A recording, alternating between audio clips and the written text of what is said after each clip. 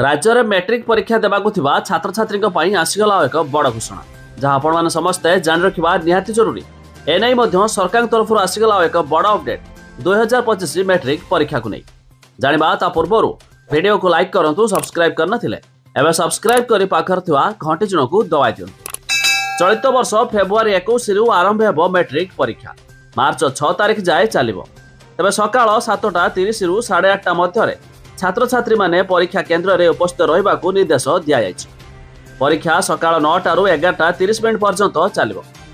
तबे परीक्षा आरंभ होबार 1 घंटा आगुरु और परीक्षा शेष होई उत्तर खाता सील हेबा पर्यंत परीक्षा केन्द्र में वीडियो जोगे सीधा प्रसारण कराजिबो।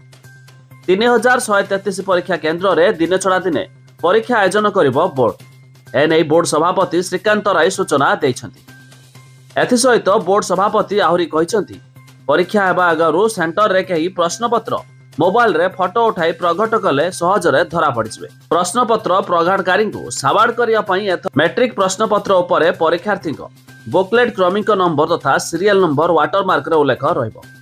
बुकलेट नंबर अर्थात वाटरमार्क्स क्यूआर कोड नंबर एवं स्टैटिक क्यूआर कोड छापी प्रतिटी प्रश्नपत्र उपरे उल्लेख कराइबा पई बोर्ड कर्तृपक्ष निष्पत्ति नेइछन्ति। तबे चलित वर्ष बोर्ड परीक्षा रे कॉपी रोकिबा को स्वतंत्र व्यवस्था करायछि।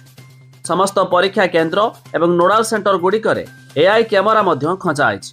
एथिसहित 4 स्तरीय स्क्वाड गठन मध्य करायछि। मोट 172 स्क्वाड गठन हेबो। जिला शिक्षा अधिकारी 70 टीम, बोर्ड पक्षरु शिक्षा विभाग एवं पुलिस प्रशासन स्क्वाड टीम मध्य गठन हेबो।